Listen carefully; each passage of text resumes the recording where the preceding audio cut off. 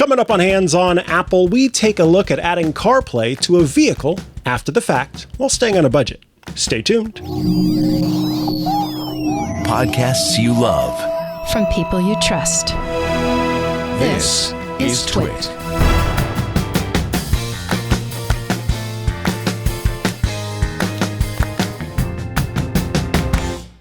Hello and welcome to Hands on Apple. I am Mikah Sargent, and today, as always, I am here to talk about your Apple gadgets. This is the show where I teach you about something, or in this case, answer a question that has come in from a listener. So let's take a look. Dustin writes, "Hi, Mikah. My wife just picked up a 2015 Honda Civic. As it's a little too old, it doesn't have CarPlay. What are some good options these days to add CarPlay without a huge cost, or hopefully without needing to remove the entire head unit and do complicated wiring?" Well, this is a good question. It is a question that, honestly, we need to talk about. So, first and foremost, I get it. You've got an older vehicle, and because of that, you don't have CarPlay built in. CarPlay is very handy. Wireless CarPlay is great because I have wireless CarPlay in my car by way of an aftermarket head unit. And in doing so, I can get in my car, keep my phone tucked away in a bag or in my pocket, and it connects to the car automatically, starts CarPlay. It's a great experience. But it wasn't the simplest thing I've ever done.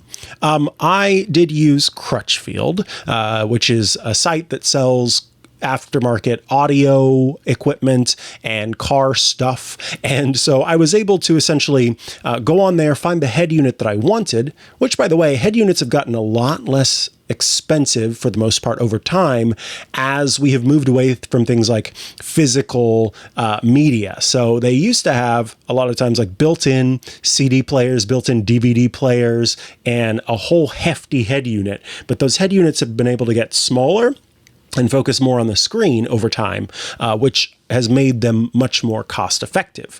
Now, the cool thing about Crutchfield is if you go there and you buy something, Crutchfield is going to give you put in your car's information, all of the little parts and pieces that you need, not give them to you, but let you select them and buy them, all the little parts and pieces that you need to make it work for your vehicle.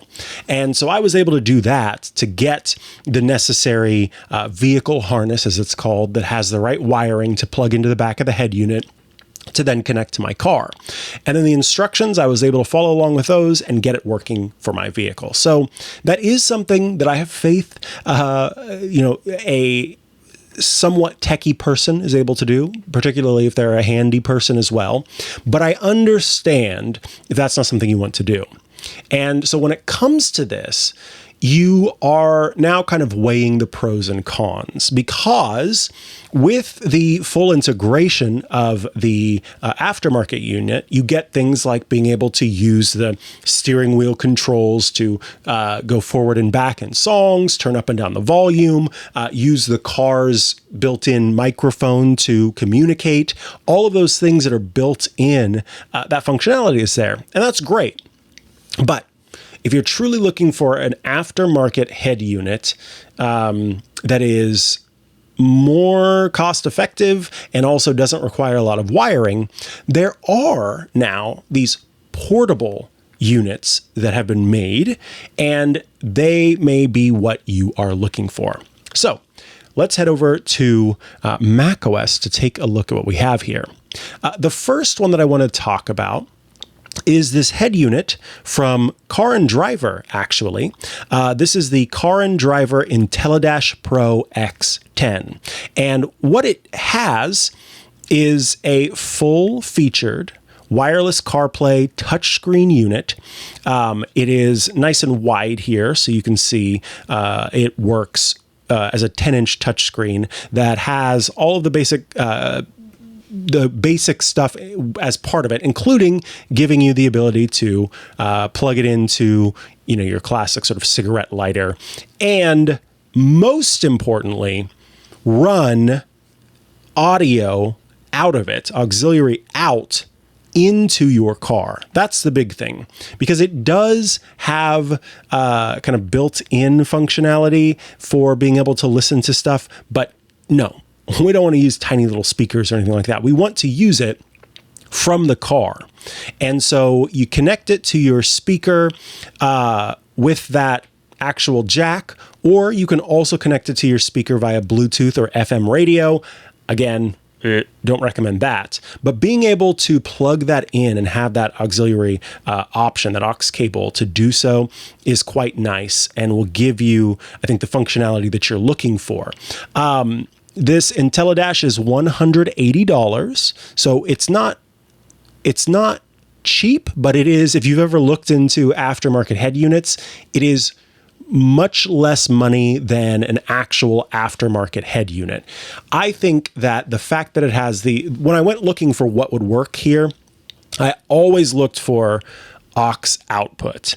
I do not like the idea of routing sound via Bluetooth or FM transmitter in particular, or using the built-in speaker, but having that aux output so you can at least plug it into your car and get some of the functionality that works with your vehicle is great. Essentially what happens is you turn it on, it makes its own little Wi-Fi network. You connect to that, and then that is what tells your phone, hey, this is a CarPlay unit. I'm able to use this.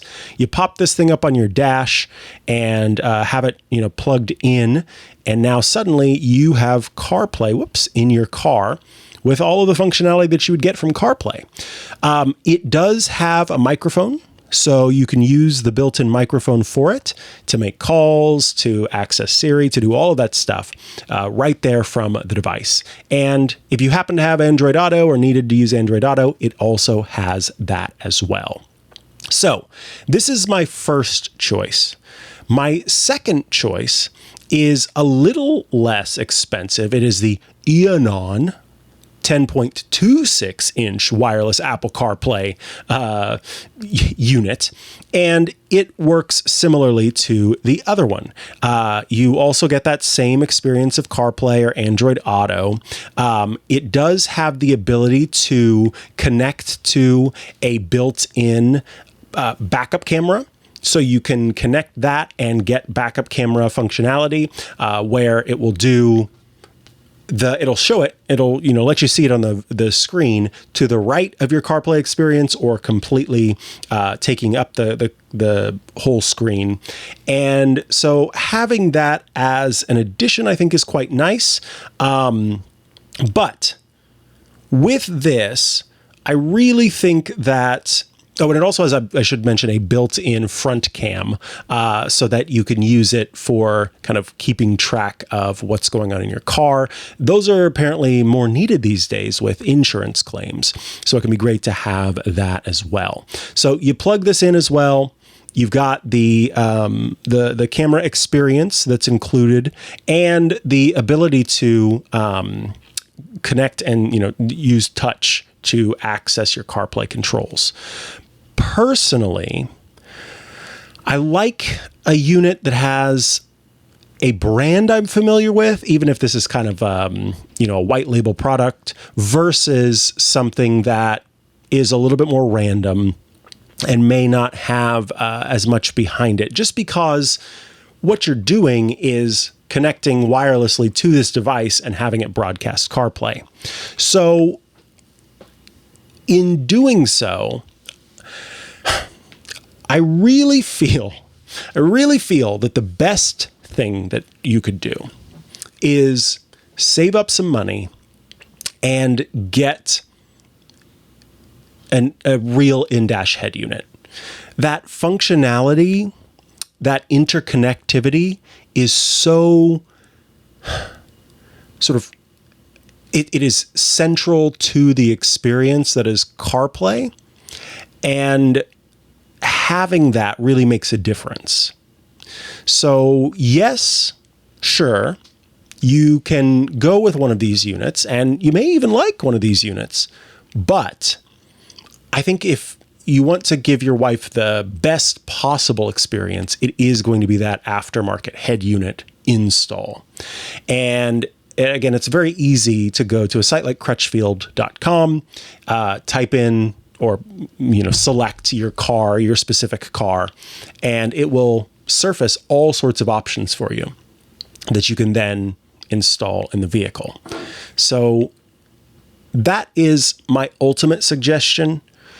My last and final suggestion I'll make is, in looking for these, if you decide not to go with the links that we include in the show notes, if you just type in wireless CarPlay or wired CarPlay or whatever display, you're going to see options that are $20, $40, maybe even up to like $50.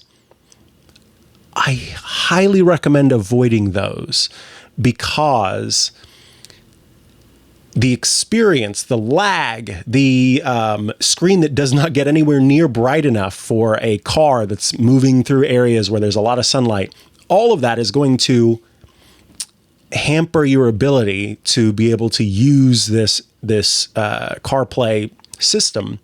And ultimately, that's what you want, is to be able to use the CarPlay system. So those are my suggestions. The Car and Driver IntelliDash Pro X10 and Eonon's 10.26-inch CarPlay head unit. Folks, that is going to bring us to the end of this episode of Hands on Apple. Thank you all so much for tuning in. Thank you, listener Dustin, for A, being a member of Club Twit, and B, writing in with your question. I'll be back next week with another episode. Until then, you can get in touch with me, HOA@twit.tv or Mikah@twit.tv. Thanks, and we'll see you next time on Hands on Apple. Bye-bye. From Silicon Valley boardrooms to tomorrow's AI breakthroughs, if you need to keep up to date with tech, you need Twit.tv. At Twit, we're tech experts who understand what's happening and can keep you in the loop. And we do it in a thoughtful, informed, and fun way. Start your Sundays with This Week in Tech, a roundtable of tech journalists and people in the know with a rundown of the week's most important tech news. But that's not all. All week long, you can stay ahead of security threats with Steve Gibson and Security Now. Keep up on all things Apple with Mac Break Weekly. Listen to the most informed Microsoft experts in the world with Paul Thurrott and Richard Campbell on Windows Weekly. Our flagship shows feature tech's most respected voices, giving you the insight you need to understand and benefit from the changing world of technology. We give you analysis you won't find anywhere else, so you can make smarter business decisions and take advantage of the technologies transforming your world. Whether you're a CEO, IT professional, or simply passionate about technology, Twit's network of shows gives you the edge you need in today's digital landscape. Don't miss a minute. Subscribe to Twit.tv today.